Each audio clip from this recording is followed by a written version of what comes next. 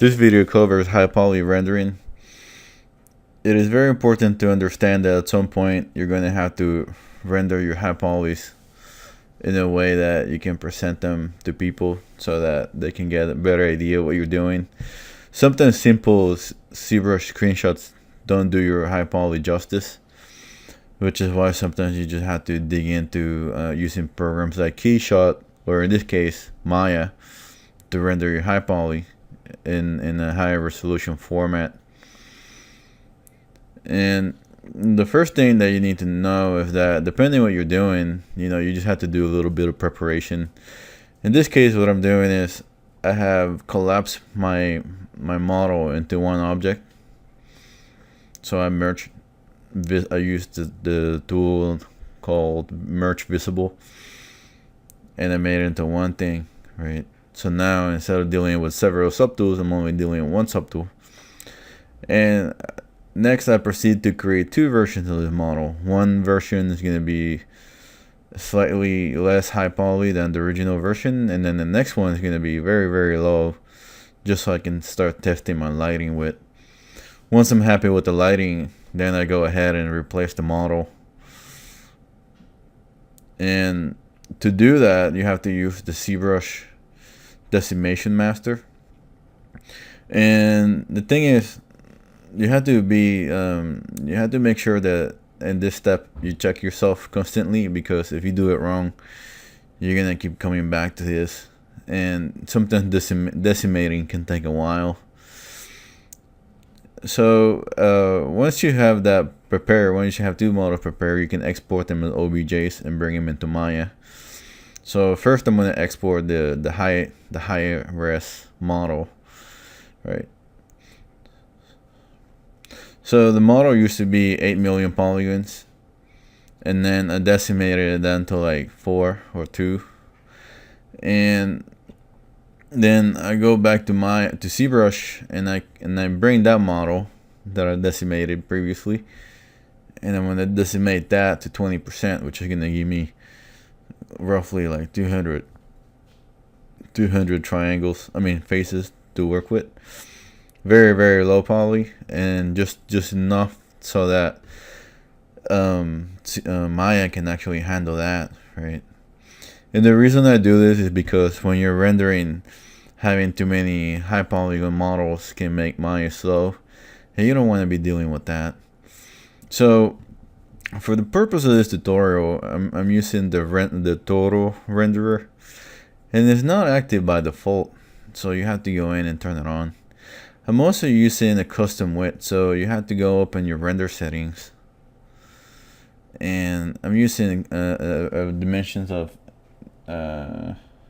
600 by 750, and the reason for that is because I want to make sure I maximize all the pixels in the screen to render my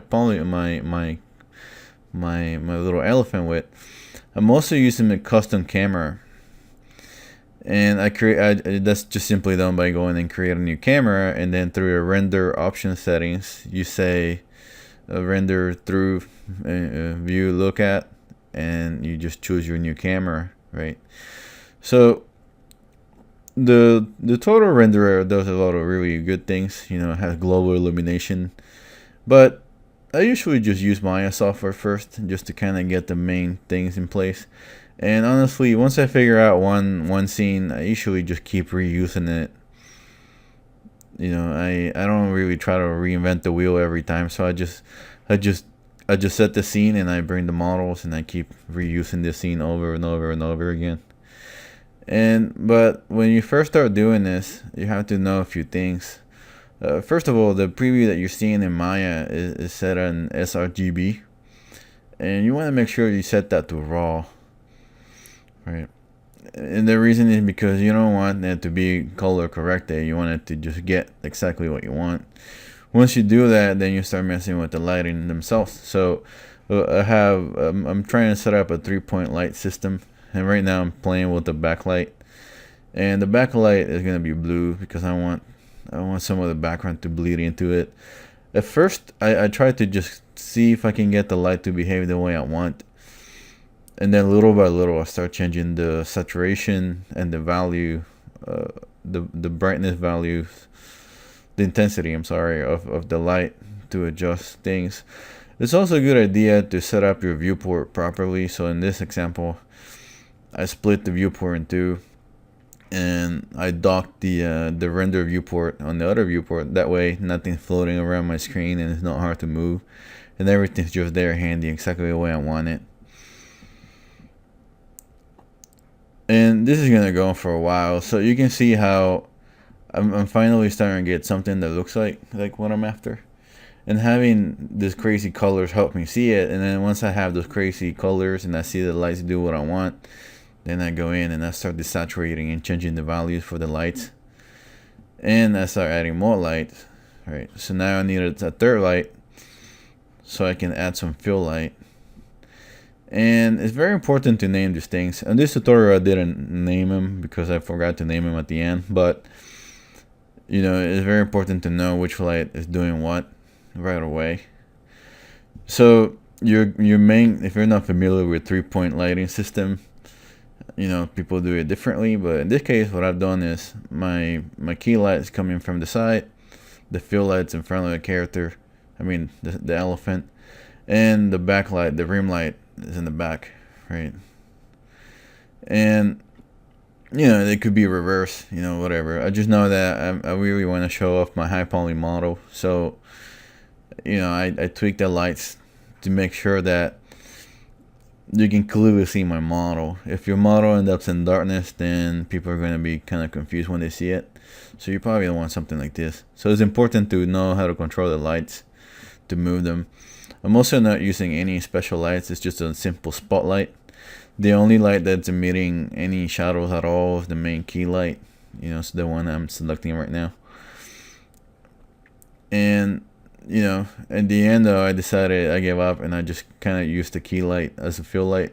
And then I realized that, you know, the values were too high. So what I did was I started bringing them down, and finally things started to work, right? So now you can see that this is starting to look like a really nice render, right? And the reason why I'm showing you how to do it in Maya and not in Keyshot is because Keyshot, I believe you have to pay for it, but Maya is easily accessible if you already have it, you know, and it doesn't take that long to do this. These are not like insane renders or anything, you know, it's actually very simple to do. Like I said, once you have it set up, you can just delete your model and bring in new models and save it as a new scene for that model that you're using it for. So eventually though, you're going to be happy with the render, but this still doesn't look correct because we're using a Lambert, and Lambert material don't really have that much interesting surfacing, which is why I apply a bling material, right? With those bling material, it highlights the edges of the high poly very well. And the first thing I do is make it a little darker, and the important thing is to mess with the eccentricity. That way, you know, you start, the edges really do catch the light. And another thing that's important is to turn off the reflectivity. You don't want it to be too much, because then you're going to start seeing too much of the model reflecting in itself, which could be cool if you have like a very hard surface model, but you know, like a value of 0.1 is enough. The next thing that's important once you're happy with your render is that you have to make an AO pass, right? So for that, you go to render settings, and then you go to render setup. You want to create a new pass and then a new collection, and then inside of that collection you put your models that you want to be part of that pass, and then it's just a matter of making it visible, right? So then that way you get a nice AO pass, and if you turn it off and render again, you get a normal pass, right? The beauty pass. And then the secret here is not to obsess trying to make it look cool in Maya, because we're going to do a lot of retouching in Photoshop. And for this, the second thing is that's important is that you're going to need some kind of mask. So you're going to need to spit out a TGA image, right?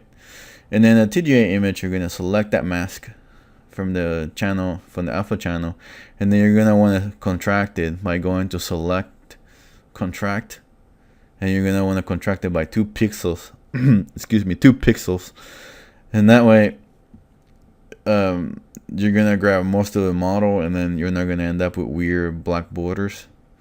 And then after that, it's just a matter of like playing with some layers and stuff. And you have to be careful not to blow up your image, because it's very easy to get carried away and then go too far. Here, what I would suggest is that you back up the canvas a lot, and then you kind of try things from far away to see if it reads. And things are gonna look funny, but because you're in Photoshop and you have complete control of your image, you can use the saturation to tweak your stuff. So eventually, what ends up happening is you use a combination of layers to get the exact look that you're after, right? And it's worth trying different things, but once you find what you like the way that it should be, which is basically a nice subtle image showing off all your highlights of all your surface detail, then once you do that, then you can maybe decide that, well, you know what, some things look too hot. Maybe the light in Maya was too intense, so you go back to Maya, maybe you tweak your lights a little bit. And at this point, it's very nice and easy because everything's already set, and you just have to update that image. So you pretty much repeat this for all your models, and then finally you save your image, and then you put a little bar at the bottom with your name on it, and that way this is how you can start showing off your models on your portfolio.